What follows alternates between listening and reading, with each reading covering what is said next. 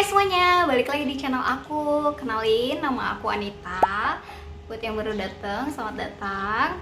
Di video kali ini aku mau melanjutkan toilet training series part yang ketiga, dan mungkin ya ini adalah part yang terakhir karena di sini aku akan ngomongin tips-tips. Jadi kalau yang baru mulai terus kalian bingung, aduh kira-kira mulai dari mana ya? Harus apa ya? Bingung nih gitu kan. Aduh, anak aku itu udah diajarin berkali-kali tapi tetap susah. Gimana sih caranya supaya dia tuh mau disiplin pipis dan pup di kamar mandi? Nah, aku akan bahas di video kali ini. Jadi kalau yang mau tahu, tonton terus, oke?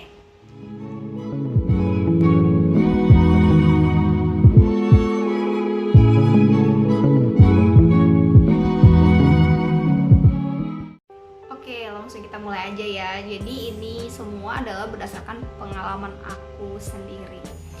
Nah, jadi kalau kalian udah punya peralatan persiapan tempur yang ada di series part 1 dan part 2, yang menurut aku penting itu yaitu cuman perlak dan toilet seat untuk yang toiletnya toilet duduk. Nah, selanjutnya yang harus kalian beli itu adalah celana dalam. Jadi kalau aku butuhnya awal-awal itu beli cuman setengah lusin, jadi 6, tapi ternyata kurang. Jadi menurut aku minimal harus 12 pieces gitu, karena dalam sehari itu dia bisa ngompol berkali-kali kan, dan kecuali emang kalian tuh ada yang cuci kering pakai gitu. Emang cuci kering pakai sih pasti, cuman maksudnya takutnya kan belum kering, jadi kita masih punya spare banyak celana dalam untuk jaga-jaga. Nah, bisa juga kalau nggak mau pakai celana dalam, sekarang itu udah banyak kayak training pants gitu. Jadi dia bahannya lebih kayak celana dalam, cuman di bagian tempat pipisnya itu dia agak sedikit tebel kainnya. Jadi nanti kalau misalnya pipis nggak langsung ambiar kemana-mana. Tapi di sini aku pilih celana dalam, kenapa? Karena supaya pengennya dia tuh cepet beradaptasi gitu loh. Jadi kalau misalnya dia pipis terus basah ya dia udah langsung auto nggak nyaman. Jadi akhirnya dia bisa mau pipis di kamar mandi. Nah, kalau anaknya tuh udah bisa komunikasi, itu akan lebih gampang buat kita karena kita akan mengenalkan mereka apa sih itu pipis, apa sih itu pup. Jadi kalau misalnya mereka lagi pipis nih, misalnya ih pipis ya, jadi dia tahu oh ini yang namanya pipis. Atau kalau lagi pup, ih pup ya gitu, jadi dia tahu itu yang namanya pup tuh kayak gitu. Sehingga kita bisa komunikasikan lebih lanjut ke dianya, ngarahin kalau misalnya dia udah ada tanda-tanda, langsung segera kita angkat. Nah, tanda-tandanya gimana itu pasti setiap anak beda-beda sih. Kayak paling gampang menurut aku itu adalah melihat tanda-tanda anak mau buang air besar atau pup. Dia bisa diam, atau ada yang mojok, atau ada yang jongkok, pokoknya diem kan ya. Pasti ibu-ibunya sendiri itu udah tahu deh sinyal-sinyal kalau dia tuh mau buang air besar. Sementara kalau pipis ini agak lebih susah nih. Kalau aku sendiri dulu sampai emosi mengenalinnya, maksudnya kayak stres sendiri, aduh gue bisa nggak ya gitu kan, kok kayaknya nggak ada perubahan sama sekali. Tapi tenang aja, semua memang butuh proses, nggak bisa instan.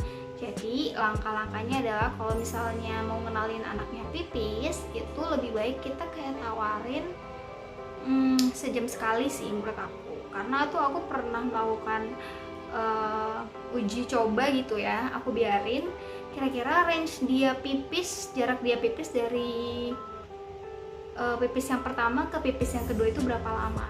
Jadi kalau aku dulu itu aku sampai ngitungin, misalnya dia pipis pertama jam 7 pagi gitu. Nah, nanti jam 8 pagi kita tawarin pipis lagi, pipis yuk, jadi kita bawa ke kamar mandi, kita suruh dia pipis. Terus nanti dari jam 8 ke jam 9 kayak gitu juga. Nah, tapi pengalaman aku itu akan ngenalin dia terus-terusan, oh ini yang pipis, kalau mau pipis tuh harus terusan, kalau mau pipis tuh harus di kamar mandi. Jadi itu buat mengenalkan mereka.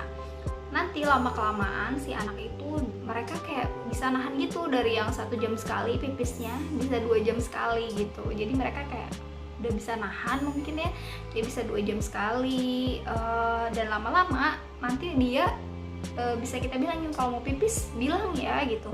Nanti lama-kelamaan dia akan bilang ke kita kalau dia mau pipis.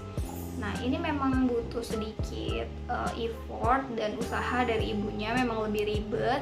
Kalau yang di rumah mungkin dijaga sama mbaknya atau pembantu gitu ya, bisa diarahin juga si bibi atau mbaknya itu buat ngikutin yang schedule yang tadi udah kita bikin.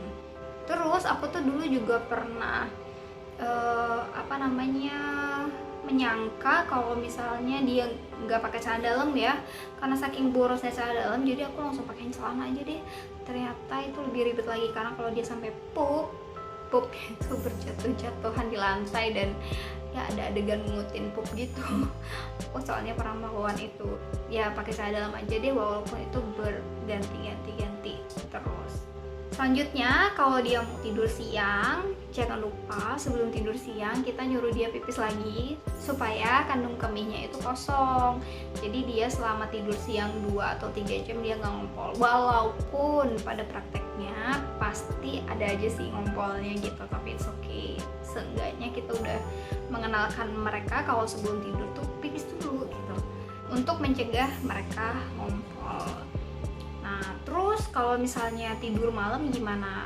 Oke, kalau tidur malam awalnya itu aku beneran nggak langsung lepas popok. Pagi sampai sore dia pakai celana dalam gitu, maksudnya lepas popok. Tapi pas mau tidur dia pakai popok lagi gitu. Nah, sebenarnya ini tergantung kesiapan ibunya sih. Kalau aku dulu kayak yang penting dia ngerti dulu deh siang-siang tuh kalau pipis tuh harus di kamar mandi gitu. Kalau malam-malam kadang kan kalau anak kecil itu masih kasihannya adalah dia tidur paling dia kayak kebangun buat minum gitu kan ya, buat minum doang. Nah aku tuh masih kasihan waktu itu.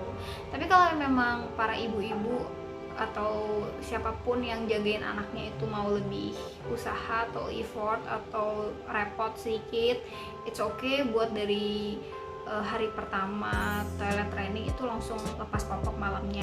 Jadi saran aku, kalian bisa bawa ke kamar pispot yang bisa dibawa-bawa gitu ya, kalau emang gak keburu ke kamar mandi gitu. Nah biasanya ada tanda-tandanya. Kalau anak aku itu dia tipikal yang bakal bangun untuk minum kan, tapi dia juga kalau dia nggak nyaman dia bakal gerasak gerusuk. Nah biasanya dia bakal gedebak-gedebuk gitu, maksudnya gerasak gerusuk kiri kanan gitu.